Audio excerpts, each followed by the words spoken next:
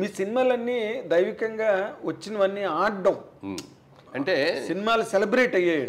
తర్వాత ఏంటంటే నాగేశ్వరరావు గారు, శోభన్ బాబు గారు, నేను మా అందరిది ఒక కేటగిరీ ఫ్యామిలీ ఓరియంటెడ్ సినిమాలు అన్నీ కూడా. అంటే కుటుంబ సమేతంగా అందరు కలిసి కూర్చొని చూసే సినిమాలు. అవును. అమరావతి అనేటప్పటికేమో జానపదాలు ఇవి అనేది ఒకటి చూస్తే మాస్ అన్ని. అవును. మరి కృష్ణ గారు అనేప్పుడు మొదటి నుంచి కూడా యాక్షన్ హీరో. అవును. Action hero, dashing and daring hero. అవును. అసలు ఎవడో చేయని అని సినిమాస్కోప్ అనేది ఏంటో తెలియదు, 70mm ఏంటో ఏమిటో తెలియదు, యాక్షన్ సినిమాలు ఏంటో తెలియదు. ఇలాంటి మీరిద్దరూ కలిసి చదువుకోవడం, క్లాస్మేట్స్, బెంచ్ మేట్స్, అన్ని మేట్స్, మీరు ఎన్ని మేట్స్ ఉంటే అన్ని. మరి ఏ రోజైనా అసలు కృష్ణ గారిలో ఈ రకమైన యాంగిల్ మీకు కనిపించిందండి? తొలి రోజుల్లో ఆయన చాలా అమాయకంగా కనిపించేది. అదే చెప్తున్నా, చాలా అమాయకంగా ఉండేవాడు అండి. మనిషి బాగా అద్భుతమైన కలర్ కదా, తెల్లగా ఉండేవాడు. మంచి గిరదాల జుట్టు కూడా బాగా ఒత్తుగా ఉండేది. చాలా అందంగా ఉండేవాడు. ఆయన తెనాలి నుంచి, తెనాలి కాలేజీలో సీటు రాక తను అడిగిన గ్రూప్ ఎంపీసీ గ్రూప్ ఏలూరులో వస్తే ఇక్కడికి వచ్చి జాయిన్ అయ్యాడు. ఓకే. సో అందరూ కొత్త, ఎవరో తెలియదు. ఆయనకి తెలిసేది పట్టడం ముఖర్జీ గారు వాళ్ళు, వాళ్ళ అక్కగారి ఊరు ఆ ఊరే కాబట్టి ఆయన తెలుసు. మల్లెపూ ముఖర్జీ గారు. ఆయన నా దగ్గరికి తీసుకొచ్చి ఇట్లా మా అగ్గారు ఊరు, మీ సెక్షనే బి సెక్షను, మీ ఇద్దరు కలుసుకుంటుండే అని చెప్పి నాకు అప్పచెప్పాడు.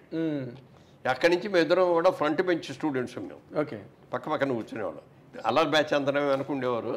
కొంచెం క్లాస్ స్టూడెంట్స్ అందరినీ కూడా ముందు కూర్చోబెట్టారు. అట్లా తెలుసు. అప్పుడు కూడా సినిమాల గురించి పెద్ద అనేవాడు కాదు. కానీ నాగేశ్వరరావు గారిది వజ్రోత్సవం జరిగింది, 60 సినిమాలు పూర్తయిన టైంలో ఏలూరు కాలేజీలో ఆయన నన్ను పెకెట్ శివరావు వచ్చారు. సో మా కాలేజీ ఆడిటోరియంలో ఆయన మాట్లాడటం, అక్కరేజు, పిల్లలందరూ ఎగబట్టడం ఇవన్నీ చూసి కృష్ణ గారికి అప్పుడు వచ్చింది ఆలోచన. మనం కూడా మనం ఎందుకు కాకూడదు, మనం ఇంత అందంగా ఉన్నాం కదా, మనం ఎందుకు ట్రై చేయకూడదు అంటే ఆయన, మనం అంటే ఆయన రాయల్ వీ లాగా చెయ్యి, బాగుంటుంది, నువ్వు చాలా అందంగా కూడా ఉంటావు కదా, బాగుంటుంది అన్న తర్వాత ఒకసారి ఈయన వచ్చాడు, మన తిలక్ గారు, డైరెక్టర్ తిలక్ గారు అని, కేబీ తిలక్ గారు. ఆయన వచ్చాడు. ఆయన వచ్చి చూసేసి పిలిచాడు, ఏంటి సినిమాలో ఇంట్రెస్ట్ ఉందా అన్నాడు. ఉందండి అన్నాడు. సరే నేను ఇప్పుడు సినిమా జరుగుతుంది, ఇది అయిపోయిన తర్వాత మళ్ళీ నెక్స్ట్ సినిమా మొదలెట్టబడికి ఇస్తాను అని అడ్రస్ ఇచ్చి నువ్వు వచ్చి కలువు నన్ను అన్నాడు. ఈ లోపల అదే సినిమా అతను డిగ్రీ పూర్తి చేశాడు, నేనేం ఫెయిల్ అయ్యాను, బయటకు వెళ్ళిపోయాను. అతను డిగ్రీ పూర్తి చేశాడు. స్టూడెంట్ అండి కృష్ణ గారు. కృష్ణ గారు కూడా యావరేజ్ స్టూడెంట్. అయితే ఎప్పుడైతే తిలక్ గారు కూడా అన్నారో బాగా యాక్టర్ అయిపోవాలని విపరీతమైన కోరుకుండేది. అప్పుడు అనేవాడు, పెద్ద యాక్టర్ని అయిపోవాలి, పెద్ద థియేటర్, వాళ్ళ ఊర్లో గైటీ థియేటర్ అని ఉండేది, ఆ గైటీ థియేటర్లుగా పెద్ద థియేటర్ కట్టాలి, మంచి పడవ లాంటి కారు కొనుక్కోవాలి, ఇవన్నీ అనేవాడు. ఎంత అన్నా కూడా మాలాంటి వాళ్ళు వెరీ ఫ్యూ వాళ్ళ దగ్గర తప్ప ఇంకోళ్ళ దగ్గర మాట్లాడేవాడు కూడా కాదు. అసలు మామూలుగానే తక్కువ మాట్లాడేవాడు. అప్పుడు కాలేజీలో నిక్నేములు పెడతారు కదా జనరల్గా, అతనికి దేవుడు అని పెట్టారు. ఎందుకు అంటే ఎప్పుడు చూసినా దేవుళ్ళలాగా వచ్చి కూర్చుంటాడు, మాట్లాడు, పలకడు, విగ్రహంలాగా ఉంటాడు, మంచి బాగుంటాడు, ఇది అని దేవుడు అని పెట్టాం పేరు అందరం కలిసి. నిజంగా ఆ దేవుడు అని ఎందుకు పెట్టారో, ఎవరు పెట్టారో వేళ విశేషంగానండి. నిజంగా సినిమా ఇండస్ట్రీలో దేవుడే. నిర్మాత శ్రేయస్సు కోరుకున్నటువంటి అద్భుతమైనటువంటి నటుడు కృష్ణ గారు. ఎవరన్నా తనతో సినిమా ఫ్లాప్ అయిపోతే, అతను వచ్చి కనపడకపోతే బంగారాన్ని పిలిచి, బంగారం కాదు హనుమంతరావు గారిని పిలిచి, ఏంటాడు అసలు కనపడలేదు అంటే, ఫ్లాప్ అయింది కదా అందుకని రావట్లేదు అన్నాడు.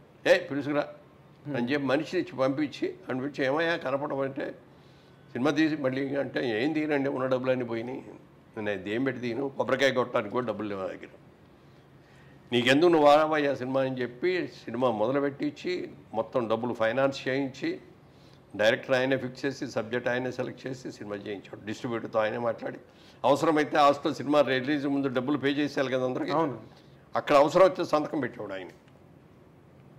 ఫైనాన్స్ హౌస్కి సంతకం పెట్టి సినిమా రిలీజ్ చేయించి వచ్చిన లాభం మళ్ళీ అతనికి ఇచ్చాం. ఎవడు చేస్తాడండి? అప్పుడు చేస్తాడు. తర్వాత ఏ రోజున కూడా ఏ నిర్మాత దగ్గర కూడా డబ్బులు ఇస్తే కానీ నేను షూటింగ్ రాని మాట ఆయన లైఫ్ కెరియర్ మొత్తంలో ఇప్పుడు అన్నా. అవును సార్, ఇచ్చేది పుచ్చుకున్నాడు అంతే. ముందు సినిమా పూర్తి చేయబోయా, సినిమా రిలీజ్ చేయి. అది అందుకే సార్ ఈ మాట మీకు నోటీస్లోకి వచ్చింది లేదు. శోభన్ బాబుకి రూపాయి ఎగ్గొట్టినోడు లేడు, కృష్ణ గారికి రూపాయి సరిగ్గా ఇచ్చినోడు లేడు అని ఒక సామెత. శోభన్ బాబు గారు చాలా నిక్కచ్చిగా ఉండేవారంటండి. డబ్బులు తెచ్చకపోతే షూటింగ్ అంటే ఆయన ఎందుకు అంత గట్టిగా అనాల్సి వచ్చిందంటే, ఆయన భూములు కొంటాడని చెప్పాం కదా. అవును. ఈ సినిమా ఉంది, మల్లెపూ సినిమా చేస్తున్నాం, లేకపోతే మానవుడు దానవుడు సినిమా చేస్తున్నాం, ఈ సినిమా ఇంత రెమ్యునరేషన్ ఇస్తారు, ఈ నెల ఇంత వస్తే ఈ నెల ఇంత వస్తే, ఈ డబ్బును ఎక్కడ ఇన్వెస్ట్ చేయాలి అనేది ప్లాన్ దాని మీద గీసేసుకునేవాడు. వచ్చో నోట్బుక్ ఉండేది ఇట్లా, షార్ట్ లేనప్పుడు అక్కడ తీసుకొని చూసుకుంటే ఏదో రాసుకుంటూ ఉండేవాడు. అంతేగాని క్యారెక్టర్ వాటి గురించి కాదు. అట్లా అని కాదు, క్యారెక్టరే అదేలేండి. ఇది అందుకని ఏంటంటే ఆ డబ్బు ఆ టైంకి అతను ఇవ్వకపోతే చాలా ఇబ్బంది అయిపోయేవాడు అనమాట. ఇన్స్టాల్మెంట్ కట్టాలి కదా. మరి వీళ్ళ సాధక బాధకాలు కూడా అవసరమే కదా సార్. అట్లే డిఫరెంట్గా పాటించుకుంటే ఎక్కడ ఉంటాడు కానీ. అదేలేండి. అంటే మనం కృష్ణ గారితో కంపారిజన్లో, కృష్ణ గారితో కంపేర్ చేసుకుంటే కృష్ణ గారి తర్వాత ఎవరైనా కృష్ణ గారు, ఎవరైనా సరే మేమందరం కూడా అయింది. కాకపోతే నేను కూడా అదే స్కూల్. నేనంటే బిజినెస్లోంచి వచ్చాను కాబట్టి ఫైనాన్స్లో ఎంత కష్టపడతారు, మరి ఎంత డబ్బు తీసుకొచ్చి పెడతాడు నిర్మాత. అవును. ఫస్ట్ ఖర్చు పెట్టేదంతా ఆయన, ఆఖరణ చిల్లర ఎత్తుకునేది ఎవరంటే ప్రొడ్యూసర్. అవునండి. అది వస్తే ఇంకో సినిమా తీస్తాడు, లేకపోతే నిర్మాతల హీరోవా మీరు దర్శకుల హీరోవా అంటే నిర్మాతల హీరో. నేను నిర్మాతల హీరో. అందుకని ఆ కష్టసుఖాలు తెలుసు కాబట్టి నేను ఏ రోజున కూడా డబ్బులు ఇస్తే రాను అనే మాట అనలా. ఓకే. ఇచ్చింది తీసుకున్నా. అదే పైగా మీరు కృష్ణ గారి ఇన్ఫ్లుయెన్స్ క్లాస్మేట్స్ కూడా కదా మీ ఇద్దరు.